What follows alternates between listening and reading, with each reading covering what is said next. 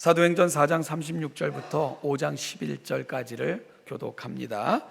제가 먼저 36절 읽습니다. 구브로에서 난 레위족 사람이 있으니 이름은 요셉이라. 사도들이 일컬어 바나바라, 번역하면 위로의 아들이라 하니,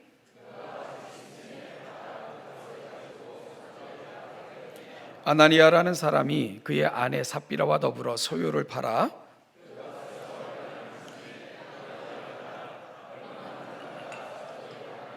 베드로가 이르되, 아나니아야, 어찌하여 사탄이 내 마음에 가득하여 내가 성령을 속이고 땅값 얼마를 감추었느냐?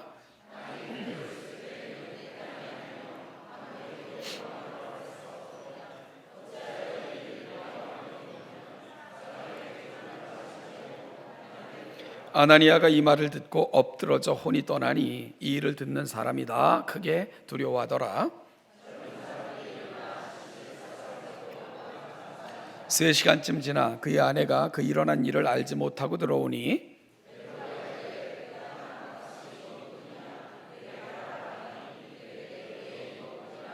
베드로가 이르되, 너희가 어찌 함께 꾀하여 주의 영을 시험하려 하느냐? 보라, 내 남편을 장사하고 오는 사람들의 발이 문 앞에 이르렀으니 또 너를 메어 내가리라 하니,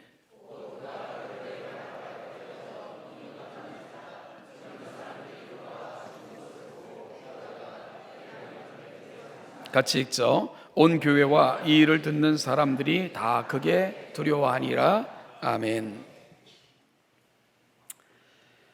우리말 중에 그 찬물을 끼얹는다라는 말이 있죠. 주변을 싸늘하게 만드는 사람이나 사건을 이렇게 표현을 합니다. 불이 활활 타오르고 있는데 찬물을 끼얹으면 그 불씨가 싸늘하게 식기 때문에 이런 표현을 사용하는 거겠지요. 초대교회는 정말 활활 타오르는 장작처럼 복음의 용광로와 같은 교회였습니다. 주께로 돌아오게 하시는 부흥의 뜨거운 역사와 삶의 새로운 결단들이 어우러져 칭송받는, 흠모하는 공동체로 성장하고 있었습니다. 그런데 이러한 분위기에 찬물을 끼얹는 사건이 발생하게 됩니다. 바로 오늘 함께 읽은 본문 5장 1절부터 9절의 아나니아와 삽비라 부부의 이야기가 그런 역할을 했지요. 오늘 함께 읽은 본문 4장 36절부터 37절과 5장 1절부터 11절에는 두 그룹의 이야기가 함께 소개되고 있습니다. 앞부분에는 바나바의 이야기가, 뒷부분에는 아나니아와 삽비라 부부의 이야기가 소개되어 있습니다. 내용은 유사합니다. 바나바와 아나니아 부부는 각각 자신들의 재산을 팔아 사도들에게 갖다 주어 교회의 유익을 위해 사용하도록 하고자 했다 하는 것이 오늘 본문의 내용입니다. 어찌 보면 조금 단순한 이야기입니다. 그리고 이미 사도행전 2장 45절에서 재산과 소유를 팔아 각 사람의 필요를 따라 나눠주며 라는 부분을 읽었고요, 살폈기에 이들의 이러한 행동은 당시 교회 속에서 뭐 그리 특별하다 말할 수도 없는 사건이었습니다.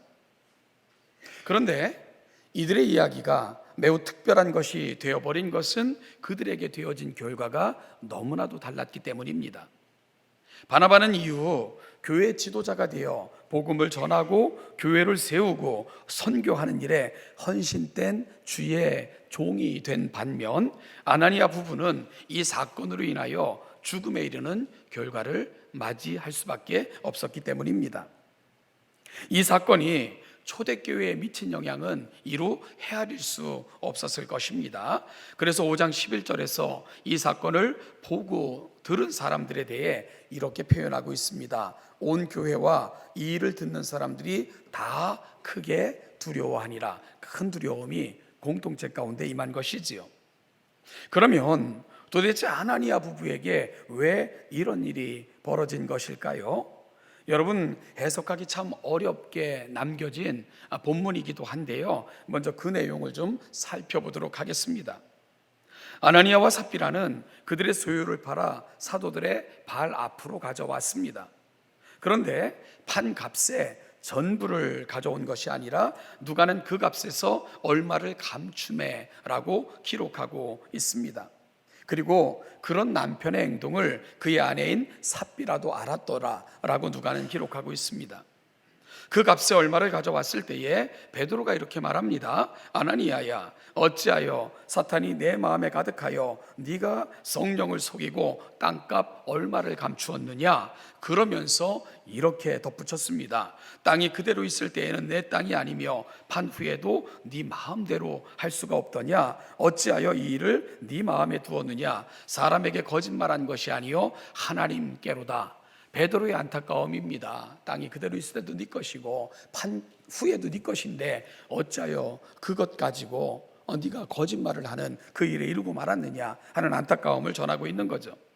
그러자 이 말을 들은 아나니아는 엎드러지더니 혼이 떠나 죽고 말았다라고 기록하고 있습니다. 그리고 이 일이 있은 후 약 3시간이 흘러 남편에게 되어진 일을 전혀 알지 못하고 그의 아내 삽비라가 들어왔습니다.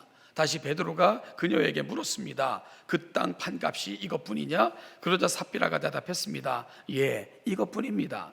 그러자 베드로가 책망했어요. 너희가 어찌 함께 꾀하여 주의 영을 시험하려 하느냐? 보라, 내 남편을 장사하고 오는 사람들의 발이 문 앞에 이르렀으니 또 너를 메어 나가리라. 여러분, 그러자 삽비라도 곧 혼이 떠나서 남편에게 한 것처럼 젊은 사람들이 그 여인의 시체를 메고 나가 장사 지냈다라고 기록되어 있습니다.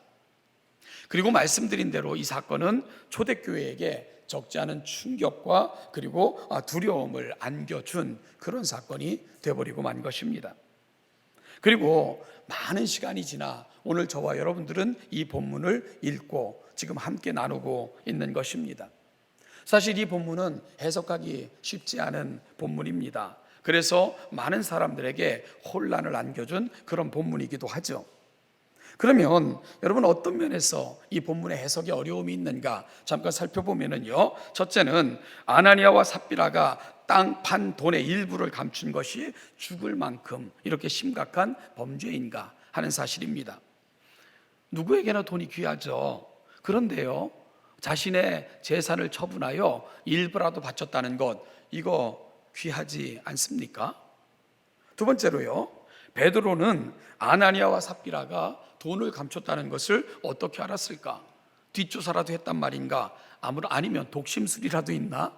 아니면 특별한 계시라도 받은 것인가 하는 의구심이 일기도 합니다. 세 번째로는요, 땅 판 돈의 얼마를 감춘 것이 성령을 속이는 것과 어떤 관련이 있는 건가? 이런 의구심들이 이 본문을 다루어 나가는 저와 여러분들에게 일어날 수밖에 없는 것이지요. 사실 그러고요, 이런 일어나는 의심에 대해서 답을 할 수 있어야만 오늘 본문을 우리는 제대로 해석할 수 있을 것입니다. 여러분, 이 본문을 여러분들은 한두 번 듣지 않았을 거예요. 참 많은 이 본문에 대해서 여러분들은 들었을 텐데, 여러분들은 이 본문에 대한 이 본문을 어떻게 이해하고 계십니까? 그 많이 들었던 이 본문에 대해서 여러분 어떤 생각을 가지고 이 본문을 읽고 또 듣고 계십니까? 저는 이 본문을 해석하는 준거틀로 구약 성경의 한 사건을 여러분과 나누고자 합니다. 바로 아담과 하와의 아들들인 가인과 아벨의 이야기입니다. 이 사건을 통해서 오늘 본문을 풀어가는 준거틀로 여러분에게 한번 제시해 보려고 합니다. 가인과 아벨이 장성하여 세월이 지난 후 여호와께 각각 제사를 드렸습니다. 여러분, 가인은 무엇으로 제사를 드렸습니까? 땅의 소산물로 하나님께 제사를 드렸죠. 아벨은요, 양의 첫 새끼와 그 기름으로 제사를 드렸습니다. 문제는 어디서 발생합니까? 하나님께서 아벨의 제사는 받으셨지만 가인의 제사는 거절하셨습니다. 그러자 화가 난 가인은 들에 있던 아벨을 분에 못 이겨 돌로 쳐 죽이고 맙니다. 그런 가인을 여호와께서 찾아오셨습니다. 그리고 물으셨어요. 네 아우 아벨은 어디 있느냐라고 물으셨습니다. 여러분, 모르셔서 물은 것 아니잖아요. 그런데 가인이 어떻게 대답합니까? 내가 내 아우를 지키는 자입니까? 라고 반문하며 화를 내듯 하나님께 대답을 합니다.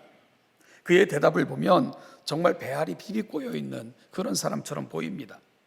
그러자 하나님은 그에게 땅에 정착하지 못하고 이리저리 떠돌며 유리하는 자가 될 것이다 하는 벌을 가인에게 내리셨습니다. 우리는 이 사건을 해석함에 있어서도 참 많은 의견들이 제시가 됩니다. 왜 하나님은 아벨의 제사는 받으시고 가인의 제사는 받지 않으셨는가에 대해서 말이지요. 그리고 많은 학자들이 나름대로 이에 대한 답을 내어놓았습니다. 그중 몇 가지를 좀 살펴보면요, 첫 번째는 아벨은 피 있는 제사를 드린 반면 가인은 피 없는 제사를 드렸기 때문이다 라고 해석하는 학자들이 있습니다. 그러나 성경은 곡식으로 드리는 제사도 하나님께 드리는 제사의 한 방식으로 제시를 합니다. 따라서 이러한 해석은 크게 정당성을 갖지 못하는 듯 보입니다.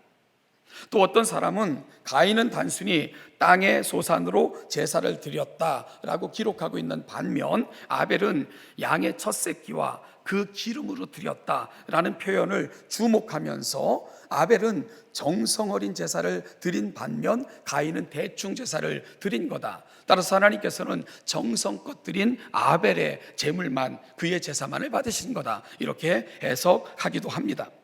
그러나 이 정도 표현을 가지고요, 가인은 곡식으로 제사를 드렸다, 아벨은 양의 첫 새끼와 그의 기름으로 드렸다라는 표현을 가지고 가인의 제사가 정성이 없이 드려진 제사다라고 우리가 설명하기에도 다소 무리가 있어 보입니다. 그러면 이 둘의 제사가 연합되고 안 되고의 차이는 어디서 생긴 걸까? 저는 그 실마리를 창세기 4장 4절 후반절과 5절 상반절에서 찾을 수가 있었습니다. 창세기 4장 4절 후반절과 5절 상반절은 이렇게 기록하고 있습니다. 여호와께서 아벨과 그의 제물은 받으셨으나 가인과 그의 제물은 받지 아니하신지라. 여러분, 특별한 것은 가인의 제물은 받지 않으시고 아벨의 제물은 받으셨다, 이렇게 표현하고 있는 것이 아니고요, 가인과 그의 제물은 받지 아니하시고 아벨과 그의 제물은 받으셨다, 이렇게 모세는 기록하고 있다는 사실입니다. 여러분, 강조점이 어디에 더 주어지고 있는 것을 발견할 수 있죠? 제물이 아니라 사람입니다.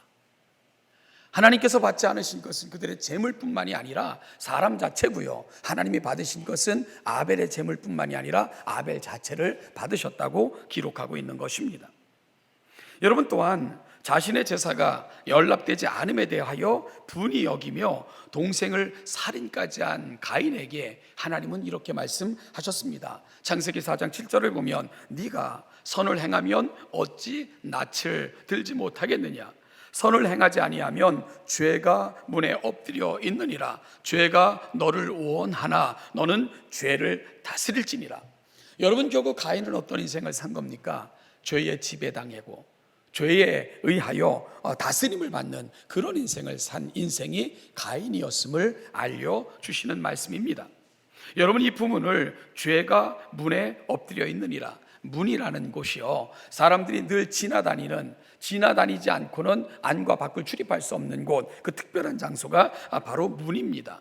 따라서 문은 드나드는 길목의 역할을 하는 거죠. 여기에 죄가 웅크리고 있다, 어떤 뜻입니까? 가인은 죄의 지배를 받는, 죄로부터 자유롭지 못한, 죄로부터 발목을 잡힌 이런 인생을 살았음을 설명해 주고 있는 것입니다. 가인에 대해 결정적 묘사는 신약 성경에서 찾아볼 수가 있는데요, 유다서 1장 11절 말씀을 보면 화 있을진저 이 사람들이여 가인의 길에 행하였으며 삭스를 위하여 발람의 어그러진 길로 몰려갔으며 고라의 패역을 따라 멸망을 받았도다. 화 있는 인생, 멸망을 향하여 가는 인생을 설명하시면서 세 사람을 예를 듭니다. 가인과 발람과 고라입니다. 이들은 악한 자의 삶을 산 대표적인 인물들이며 멸망의 길로 나아갔다고 거론되고 있는 대표적인 인물 3명입니다. 그 중에 누가 들어있다고요? 가인이 들어있는 것입니다. 결국 가인과 아벨의 이야기에서 하나님께서는 왜 가인의 제사를 받으시지 않으셨는가에 대한 질문에 대한 답은 이것입니다. 하나님께서 문제 삼으신 것은 제물이 아니라 사람인 것입니다. 문제는 제사를 드리고 있는 그 사람 자체가 문제였던 것입니다. 죄를 짓고 죄 가운데 살다가 아무리 귀한 것, 값비싼 것으로 제물을 드린들 하나님은 그것을 기뻐 받으실 수 없다는 것이지요. 하나님께서 보고 싶으신 것은 그 제물을 갖고 나와 하나님을 갈망하는 바로 그 사람, 하나님은 바로 그 사람을 주목하시며 그 사람을 받고 싶어 하시는 것, 그것이 바로 하나님의 마음이시라는 것입니다. 여러분, 제가 가인과 아벨의 이야기를 이렇게 길게 설명드린 것은 오늘 함께 읽은 바나바와 그리고 또한 아나니아 부부의 이야기를 풀어가는 실마리가 바로 여기에 있기 때문입니다. 왜냐하면 성경에서 바라시는 하나님의 마음은 늘 한결같기 때문인 것이지요. 특별히 사도행전 5장 3절에서 땅값 중에 얼마를 감추고 사도들 앞에 돈을 내어 놓은 아나니아를 보고 베드로는 이렇게 말했습니다. 아나니아야, 어찌하여 사탄이 내 마음에 가득하여 내가 성령을 속이고 땅값 얼마를 감추었느냐라고 말입니다. 안타까운 베드로의 마음입니다. 여러분, 여기서 사탄이 네 마음에 가득했다는 표현은 사탄에 의해 전적으로 조종당하고 사탄으로 그 마음이 충만했다. 즉, 여러분이 이 말이 언제 사용되냐 하면 만조 때 사용되어지는 표현이 가득했다라는 표현입니다. 더 이상 여지가 없는 상태를 표현하는 단어입니다. 그러면 이 표현이 아주 심각한 표현이 되는 거죠. 여러분, 아나니아를 주관하고 있는 영은 성령이 아니셨던 것입니다. 그는 사탄의 지배를 받고 있었던 악한 것으로 가득 찬 상태에서 삶을 살았던 인물이 아나니아였음을 지적하고 있는 것입니다. 그럼 여기서 생기는 질문은, 그런 그가 어떻게 땅을 팔아 헌금을 사도들 앞에 갖다 놓을 수 있었는가 하는 질문이 또 저와 여러분들에게 자연스럽게 일어날 수밖에 없겠지요. 요한 3서라는 성경을 보면 교회의 유력한 지도자적 위치를 점하고 있었던 한 사람이 거론됩니다. 디오드레베라는 사람입니다. 그에 대해서 사도 요한은 이렇게 쓰고 있죠. 요한 3서 1장 9절부터 11절 말씀을 보면, 그들 중에 으뜸되기를 좋아하는 디오드레베가 우리를 맞아들이지 아니하니 그러므로 내가 가면 그 행한 일을 잊지 아니하리라. 그가 악한 말로 우리를 비방하고도 오히려 부족하여 형제들을 맞아들이지도 아니하고 맞아들이고자 하는 자를 금하여 교회에서 내쫓는도다. 사랑하는 자여, 악한 것을 본받지 말고 선한 것을 본받으라. 선을 행하는 자는 하나님께 속하고 악을 행하는 자는 하나님을 배웁지 못하였느니라. 교회를 출석하지만 마귀에게 속한 자가 있습니다. 교회에서 지도자의 역할을 감당하지만 마귀의 종노릇을 하는 사람들도 있습니다. 교회에서 매우 큰 영향력을 발휘하지만 마귀의 앞잡이 노릇을 하는 자들도 있습니다. 이들은 교회에 속한 것 같고 하나님께 속한 자 같으며 하나님의 일을 하는 것 같지만 결국은 마귀를 유익되게 하고 교회를 무너뜨리고 교회를 혼란스럽게 만드는 장본인 역할들을 합니다. 바로 디오드레베와 같은 사람들입니다. 요즘 교계에 한국교회 지도자라 아무도 인정 안 하는 스스로 자기들이 지도자라 자처하면서, 여러분, 그들이 하는 건 뭡니까? 결국은 기독교의 위상과 위신을 땅바닥에 내동댕이 치고 기독교를 온갖 이단의 표적으로 만들어가는 그런 사람들, 어찌 보면 디오드레베와 같은 사람들일 것입니다. 여러분, 아나니아는 바로 디오드레베와 같은 인물인 것입니다. 그는 수많은 사람들이 하나님의 사람들을 섬기며 사도들과 함께 교회의 지도자로 서가는 모습을 보았을 것입니다. 바로 앞에 소개되고 있는 바나바와 같은 인물이 바로 대표적인 인물들입니다.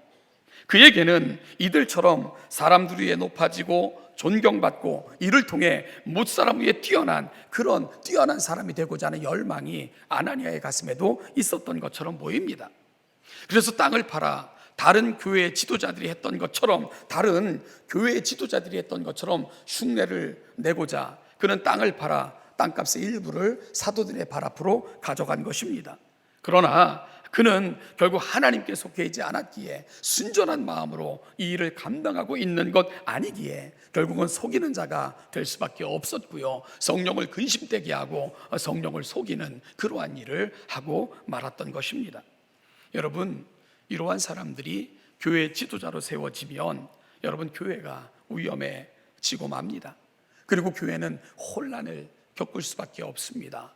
이런 사람들이요, 교회 지도자가 되면 교회는 큰 위험에 빠질 수밖에 없는 것입니다. 하나님께서는 이러한 재물을 원하시지 않으셨던 것입니다. 그래서 그의 의도와 행한 일이 다 드러났을 때에 마치 귀신이 빠져나간 것처럼 그에게 달라붙어 그를 조종하던 악한 영이 떠나면서 그는 죽음에 이르고 만 것이지요. 그리고 이 일을 듣는 사람들이 다 두려워하게 하심으로 강력한 경고의 메시지와 하나님의 소원을 하나님께서는 초대교회에게 전달하고 계셨던 것입니다. 결국 아나니아와 삽비라의 문제, 여러분, 땅값 얼마를 감추고 바쳤다에 있는 것이 아닙니다. 그들이 누구에게 속해 있는가? 결국은 하나님께 속해 있는 인생인가, 마귀에게 속해 있는 인생인가? 그것이 오늘 그들의 재물을 받고 안 받고의 기준틀이 되고 있다는 것을 우리는 분명히 알고 이 본문을 해석해야 된다는 것입니다. 마귀의 괴계는 그 목적이 늘 한결같습니다. 그것은 예수 그리스도의 핏값으로 값주고 사신 교회를 무너뜨리는 것입니다. 이를 위해 마귀가 사용하는 가장 강력한 무기, 여러분, 그게 뭘까요? 바로 사람들입니다. 환난이나 핍박이나 곤고나 위험이나 칼 같은 것, 강력해 보이기는 하지만 쉽게 드러나는 계책일 뿐입니다. 그런데 사람은 다릅니다. 충성하고 헌신하고 열심을 다하는 것처럼 보이는 사람들로 인하여 교회는 오히려 어려움을 겪기도 합니다. 심한 곤란을 당하기도 합니다. 심각한 혼란을 겪기도 하고요, 분열을 경험하기도 합니다. 지금도 소위 여러분, 교회 지도자들이라는 사람들로 인하여 그들의 야욕과 탐심, 헛된 욕망들로 인하여 얼마나 많은 교회들이 분열되고 길거리에서 서로 싸우고 분열된 가운데 으르렁대는 이런 모습으로 나아가고 있는 것, 우리가 얼마나 자주 경험합니까? 지금도 디오드레베와 같은 이들로 인하여 교회는 심각한 위기를 경험하고 있는 것입니다. 오늘 그들의 이야기는 바로 이런 경고를, 이런 메시지를 현대를 살아가는 저와 여러분들에게도 하나님은 주고 계신 것입니다. 여러분, 이들은 모두 사탄이 그 마음에 가득 찬 사람들입니다. 그러면 오늘 이 아침 이 본문을 함께 대하면서 오늘 우리에게 주시는 그 강력한 메시지는 무엇일까? 사랑하는 여러분, 오늘을 이 본문 앞에 선 저와 여러분들은 그래서 물을 필요가 있습니다. 나는 무엇으로 충만한 사람인가? 나는 성령으로 충만한 사람인가? 아니면 사탄이 내 마음에 가득 찬 내 모든 것들을 죄가 주관하고 그 죄에 이끌리며 죄가 나의 발목을 잡음으로 들어가고 나가면서 죄의 지배와 영향력 가운데 살아가는 것이 오늘 나의 모습은 아닌가 묻고 또 물을 수 있어야 된다는 것입니다. 여러분, 우리가 아무리 많은 재물을 갖고 나온다 한들, 우리가 아무리 많은 것으로 치장한다 한들 우리의 삶이 하나님 보시기에 합당하지 아니하며 우리의 영이 하나님의 지배를 받지 아니하면 그 어떤 재물도 그 어떤 예배도 하나님은 받으실 수 없기 때문입니다. 이것이 본문을 통해 우리가 다시 우리를 하나님 앞에 세워야 되는 가장 중요한 이유입니다. 사랑하는 여러분, 그러면 나는 하나님의 영으로 충만한 사람인가 아니면 악한 영으로 충만한 사람인가를 어떻게 분별할 수 있습니까? 그것은 나는 하나님의 교회를 진정으로 세워가는 사람인가, 오직 하나님의 영광이 내가 살아가는 중요한 이유이며 내가 살아가는 모든 삶의 자리에서 그 하나님을 영광스럽고 하나님을 즐거워하는 일에 나의 시간과 삶들이 사용되고 있는가를 질문하면서 오늘 나는 누구에게 속해 있는가를 확정받을 수 있다는 것입니다. 사랑하는 여러분, 하나님이 가장 원하시는 것, 기뻐하시는 것, 기대하시는 것, 그것은 우리의 어떤 행위나 물질적 헌신이 아니라 바로 여러분 자체인 것을 잊지 않으시기를 축복합니다. 내가 하나님과 온전한 관계를 맺지 않으면, 하나님과 동행함이 없이 세상과 더불어 살아가면서 하나님의 교회 일을 하고 직분을 맡으면 마귀의 종이 되어 교회의 성도들을 큰 어려움과 분열과 분파에 이르게 만들 수밖에 없다는 것을 오늘 본문의 이야기를 통해 가슴에 담아내시는 귀한 아침이 될 수 있기를 간절히 소원합니다.